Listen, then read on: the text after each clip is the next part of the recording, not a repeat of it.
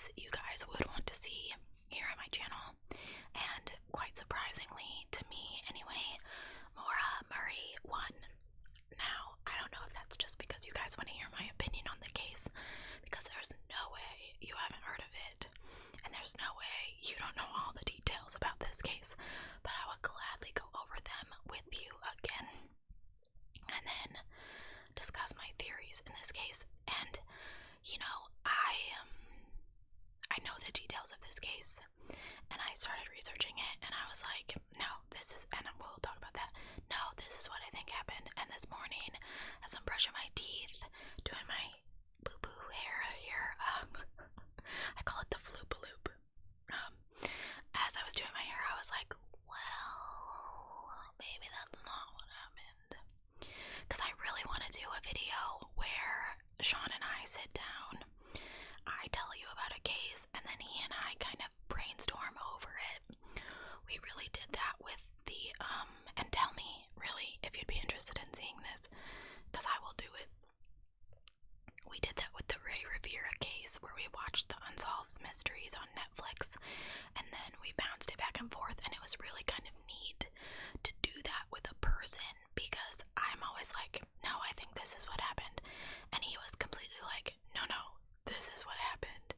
So it's kind of neat to do that, and I didn't know if you guys would like to see that in a video, but I do wonder what his take would be on this case. So without further ado, I'm gonna shut up and start talking about more Murray here. I'm so glad you guys like my ramble videos. I would gladly film more of them for you if that's what you want to see. Alright, more. Okay. Fred and Lori Murray welcomed their daughter Maura into the world on May 4th, 1982 in Hanson, Massachusetts. As I was researching this case, I learned that she was the fourth child for Fred and Lori. I did not know that. She had an older brother named Fred and two older sisters, Kathleen and Julie. And later on, she got a younger brother named Kurt. Maura was raised in an Irish Catholic household, and when she was 6, her parents got divorced. And Maura then primarily lived with her mother. In high school, she was a track star, but also smart and academically talented. She went on to study chemical engineering, which is far beyond me, at the U.S. Military Academy at West Point. I do really wonder, I mean, that's a really good school, why she then transferred to the University of Massachusetts, or UMass, where she then changed her major to nursing. I want to know more about that. Like, why did she do that? I mean, respect for chemical engineering, but that's gotta be really hard, so maybe that's what it was. On the surface, at this point, Maura's life seemed ideal. She's a promising student at UMass. She's pursuing a nursing degree. She comes from a loving family. She has a strong relationship with her boyfriend of a couple years. And, you know, everything on the surface appears to be going rather well. But Maura's life was not trouble-free. She'd gotten herself into a bit of trouble in 2003. She was actually arrested for improperly using a credit card. Now, it was under $250. I read a couple different accounts of this, and a couple of them said that she used the card at various restaurants around town, and then another one said she ordered, like, a lot of pizza. There was kind of this, and we'll touch on it a little bit later, theory, or I don't know if it's a theory per se, but there was some accusations of her being bulimic, so some people believe that she ordered this pizza, and it was more than just enough for one person. It was several pizzas, and kind of had a binge eating night. But regardless, okay, everybody does stupid stuff, and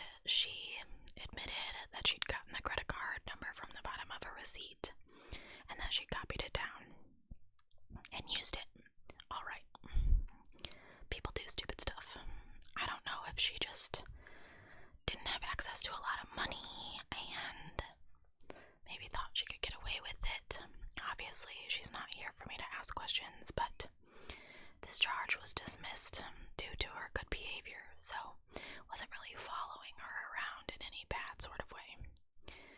So this kind of brings us to February 2004. On the evening of February 5th, Maura talks to her older sister Kathleen on the phone. She was on duty at her campus security job, so she had a job while she counterfeiting pizza. They discuss Kathleen's relationship problems with her fiancé.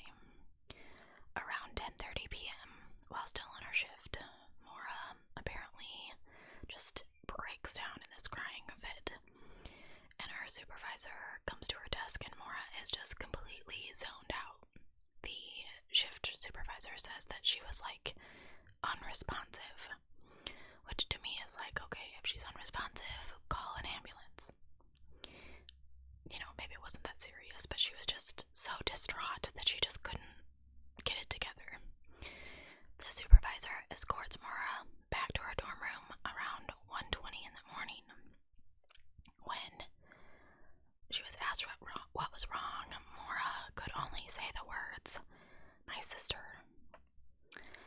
Now, the contents of this call were kind of hush-hush for a while, but Kathleen does publicly explain it, and she says she's a recovering alcoholic, and that evening she had been discharged from rehab, and on the way home, her fiancé takes her to a liquor store, which causes some emotional stress to Kathleen, like, I'm in recovery and you take me to the candy store, like, so I understand. What I don't understand is why it made Maura so distressed.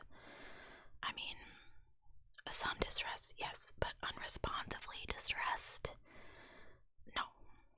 Anyway, on February 7th, a couple days later, Fred, Maura's father, meets up with her to help her go get a new car. Afterward, he returns. I don't know what happened to her old car either. Nobody mentions that. He returns to the hotel where he's staying, the Quality Inn. Then he goes to the Amherst Brewing Company for dinner. Around 9 o'clock that night, Maura and Fred go to pick up Maura's friend Kate, and the three of them go back to Amherst Brewing Company for some drinks. Then Maura and Kate drop Fred off at the Quality Inn for the night and go to a liquor store. They were pre-gaming for a party that they went to. As far as I can tell, it was on the way home. Maura crashes Fred's car. Now, she had been drinking.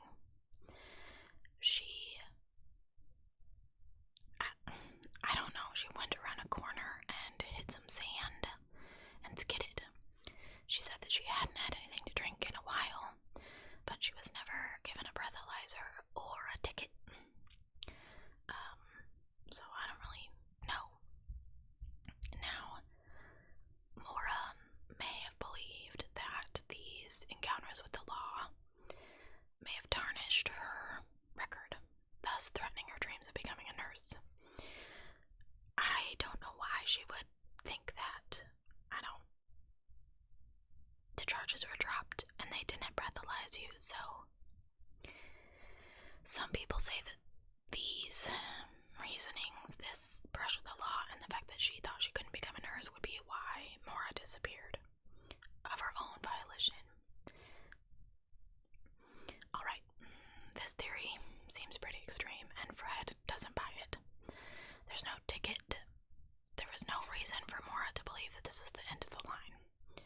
But nevertheless, this is really the turning point. This is when stuff really changes for Maura.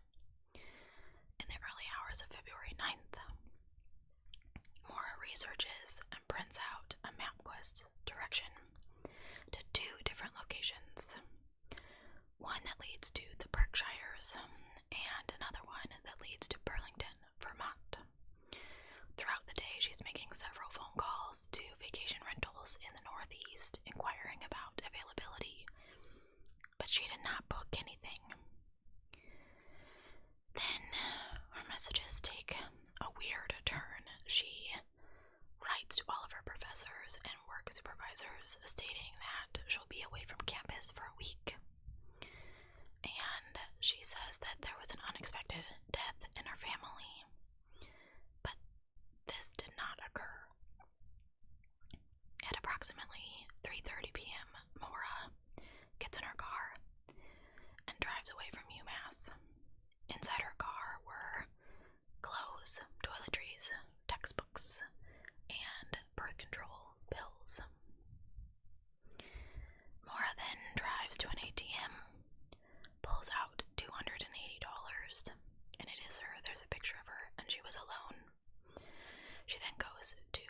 store.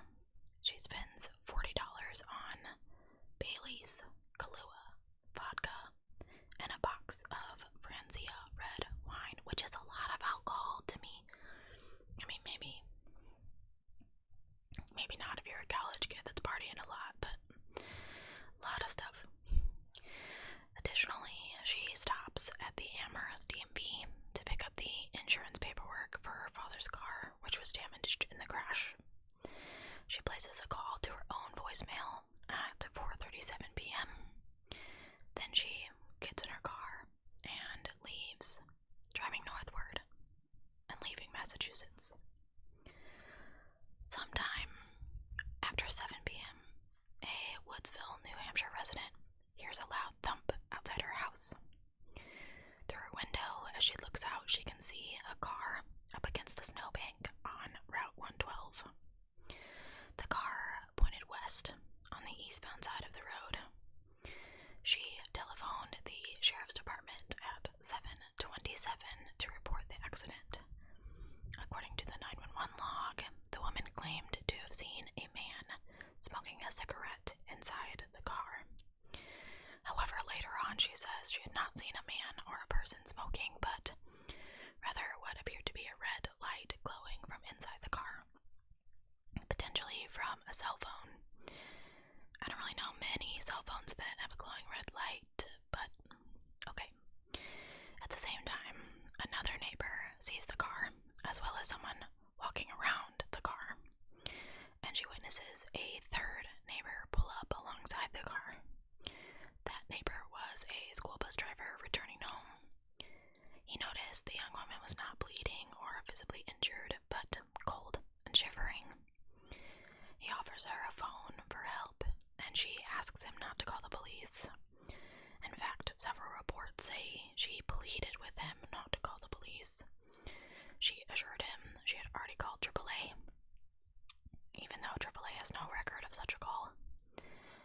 Now this man, knowing that there's no reception on cell phones in this area, goes home and calls the police. His call was received by the sheriff's department at 7:43 p.m.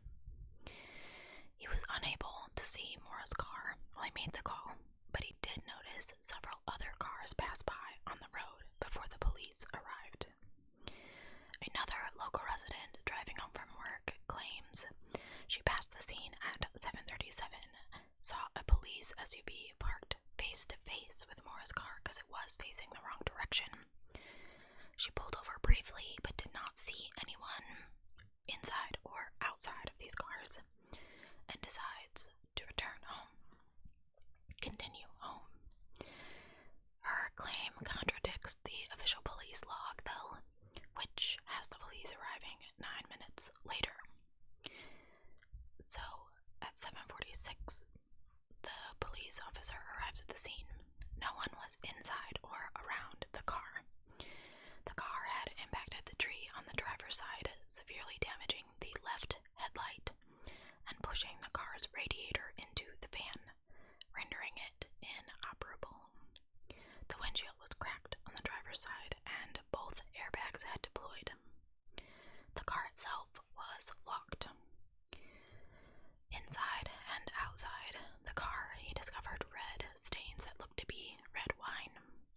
Inside the car, the officer found an empty beer bottle, a damaged box of red wine on the rear seat. He found a AAA card issued to Maura, blank accident report forms, gloves, CDs, makeup, jewelry, driving directions to Burlington, Vermont, Maura's favorite stuffed animal, and a book called Not Without Peril. It was a book about mountain climbing in the White Mountains. Not found in the car were Maura's debit cards, credit cards, and cell phone, none of which have been located or used since she disappeared. Police later reported that some of the purchased bottles of liquor were also missing.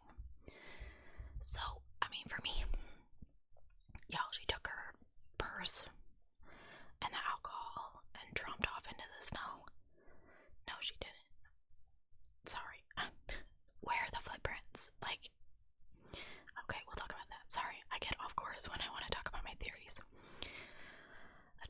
journalist named Joe McKee, writing for the Quincy, Massachusetts Patriot Ledger, summarized this incident better than I could, and he said, "At a hairpin turn, she went off the road.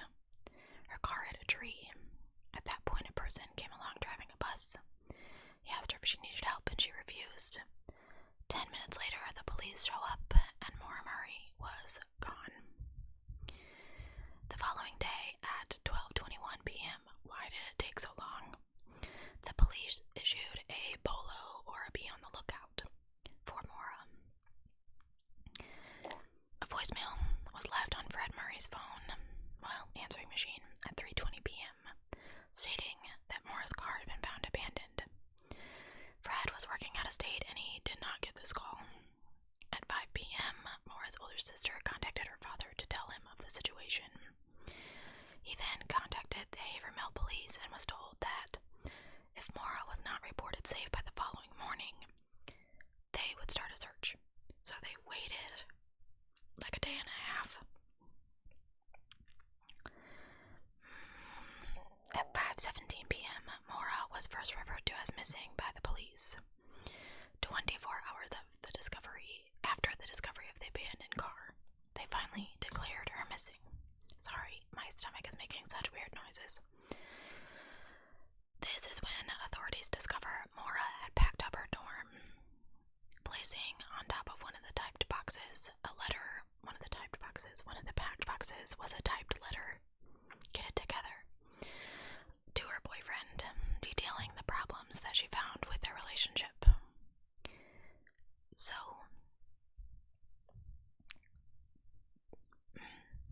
okay, no, don't get sidetracked, Shannon, back up. 6 days after Maura disappeared, a massive search was launched. Tracking dogs, helicopters, train searchers, and local state police, state fish and game officials. This search covered a 20-mile-long route along Route 112. Not a single footprint was found in the snow. It was almost as if she literally disappeared into thin air. The tracking dogs lost Maura's scent just 100 feet from the accident, in the middle of the road, which suggests that she either thumbed a ride, kept walking, or was abducted. On February 11th, Maura's father arrived before dawn at Havermill. At 8 a.m., the New Hampshire Fish and Game, the Murrays, and others began to search. This is when they had the tracking dogs out. At 5 p.m., Maura's boyfriend and his parents arrived in Havermill. He was interrogated, and first in private and then joined by his parents. He was never a suspect or anything like that. So, that's really where the information in this case ends.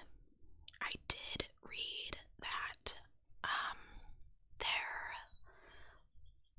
let me tell you about my theories first. Okay, so there are 4 predominant theories in Maura's case. She went to the mountains to commit suicide. She left to start a new life, like they think in every darn missing persons case ever. She died of exposure out there in the snow, or she was abducted. So, shortly after the incident on February 9th, a witness claimed to have seen Maura walking several miles from the crash site.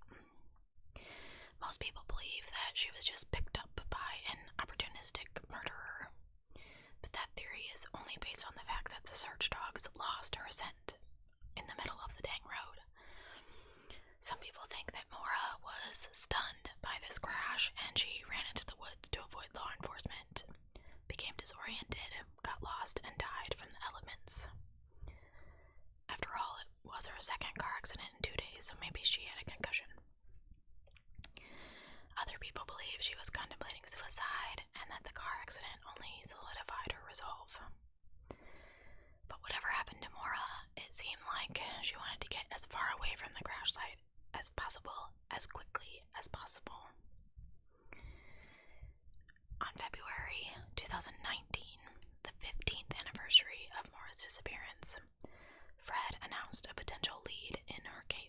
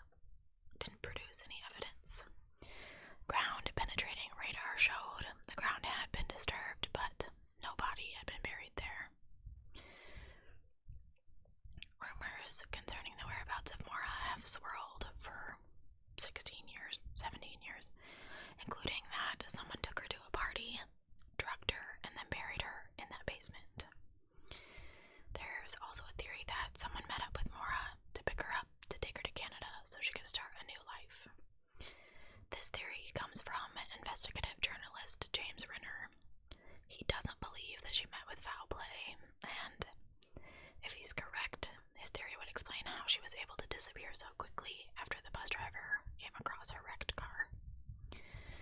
Renner said the only way this could have happened was if Maura knew the driver and there was no time for wasted conversation. Enter this tandem driver who would have been driving ahead of Maura. If they were ahead and saw the accident in their rear view, and they were past Bradley Hill Road, the next place they could turn around was Route 116. It takes approximately 7 minutes to drive to 116 and back to the scene of the collision. Renner believes it's possible she ran away to protect herself and an unborn baby. But what would she have needed to protect her unborn child from? He said she ran away to survive, to protect herself, and if the police are correct, her baby. To talk about a motive to remain quiet for 11 years, can you get any better than protecting a kid? What wouldn't you do? That's certainly one way to avoid any custody troubles. This was really the first time I heard about an unborn baby that I recall. Additionally, Renner claims to have received an email purporting to be someone from Maura's inner circle. In this email, the author claimed to have spoken to someone at a bar who heard a completely different version of what happened to Maura Murray. According to the email, she wasn't suicidal or pregnant. She just wanted to get away from her abusive boyfriend. Renner explained that he then started to talk to me about a missing girl who had gone to West Point and then UMass. I had not heard about it at the time, and then he explained to me about what I now know is the Maura Murray case. He told me it was an open secret among people who knew her personally at UMass that she ran off on her own to get away from the abusive relationship. He said that he knew people that knew her and had been in on the whole thing the whole time. Some people say that Maura is alive and well, living in Quebec, Canada, and her family is aware. This statement allegedly came from a friend of Maura's. However, skeptics point out it's unlikely that Maura's father would insist his daughter was abducted if he knew where she was. And why would he stand by and allow someone's basement to be torn to shreds if he knew his daughter wasn't in it? Now back to James Renner for a minute. This journalist also claims to have received an email with the subject, "Stop Looking," from someone named Ray Rumau, Rummau, which is an anagram of Maura Murray, containing only the coordinates to the north slope of Mount Kerrigan, specifically the Desolation Trail area. Obviously, Renner theorizes that the coordinates lead to Maura's body. Volunteers went to search, but had to turn back due to heavy snow. Then there's a love triangle theory that I didn't even know about until I started looking into this. Maura had allegedly been engaged to U.S. Army Lieutenant Bill Rausch at the same time she was dating Hassan Baghdadi, the assistant coach of the UMass track team. According to Renner, detectives had a chat with Baghdadi after Maura's disappearance, and he told them Maura Murray had dropped hints she planned to disappear during a private conversation. If his tale is to be believed, Maura was going to a cabin owned by the UMass Outing Club in the White Mountains, and he frequently joined the club on similar trips. Now, like me, you guys are all over YouTube, and I know it. So if you spent any time watching creepy videos on YouTube, which some might consider true crime, but I don't watch creepy videos on YouTube, you might have seen one posted by someone with the moniker 112 Dirtbag. On February 8th, 2012, 112 Dirtbag uploaded what can only be described as a hair-raising video of an anonymous male laughing maniacally in a dark room. Maura's dad has said in the past that he believes his daughter was kidnapped by some dirtbags. Maura went missing along Route 112. The person who posted this video has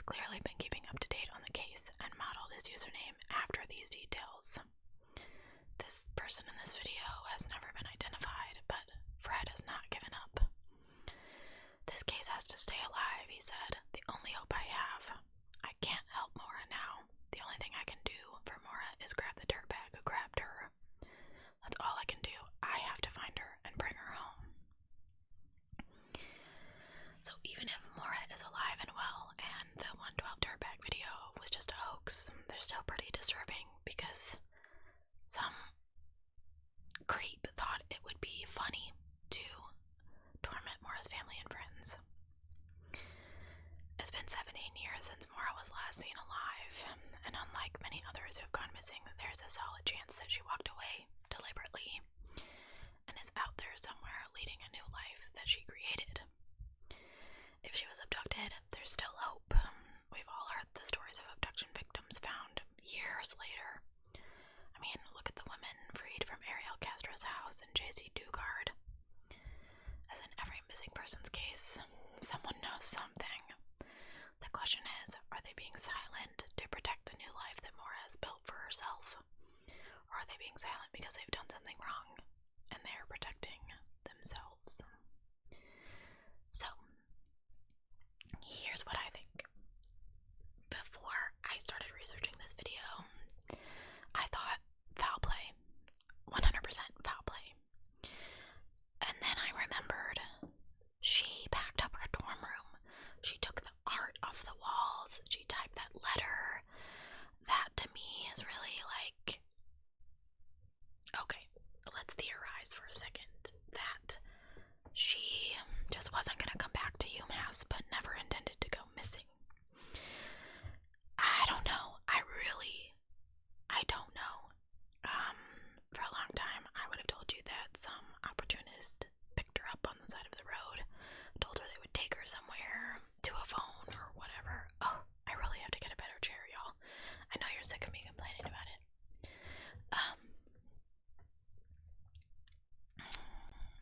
I don't know. I find it extremely suspicious that she just packed up her dorm room, packed up her car, and left.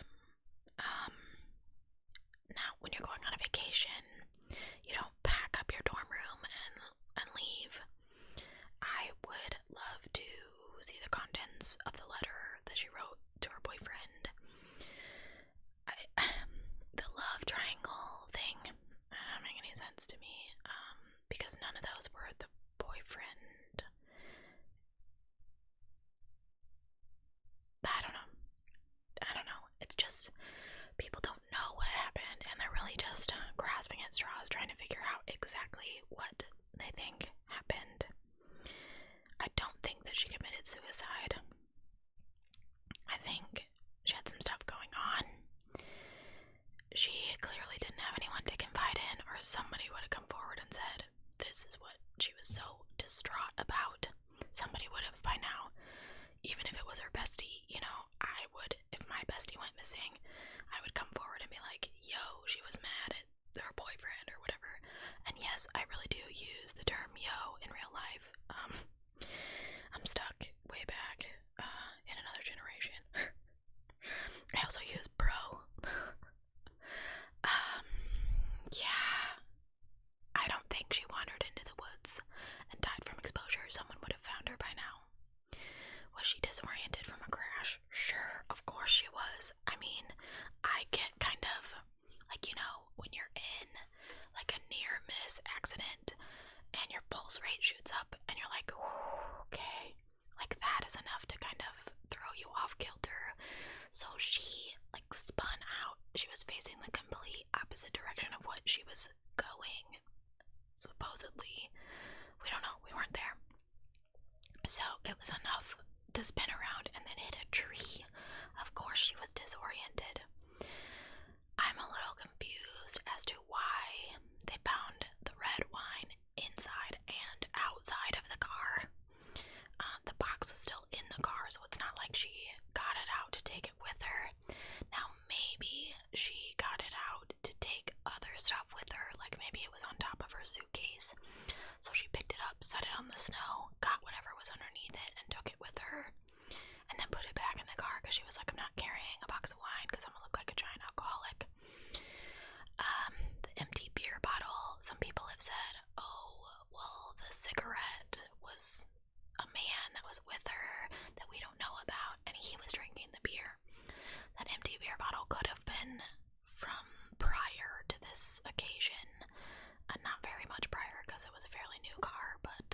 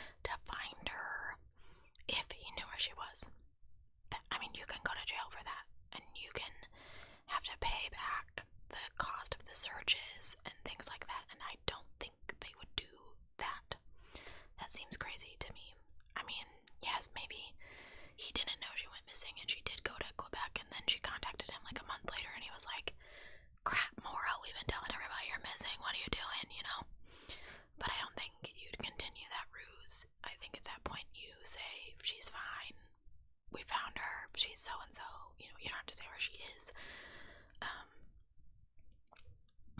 The brush with the police and not being able to continue her nursing career, I don't think that was the case. The charges were dropped. She didn't get a ticket for wrecking the first car. Yeah, you're gonna have to deal with the police wrecking the second car.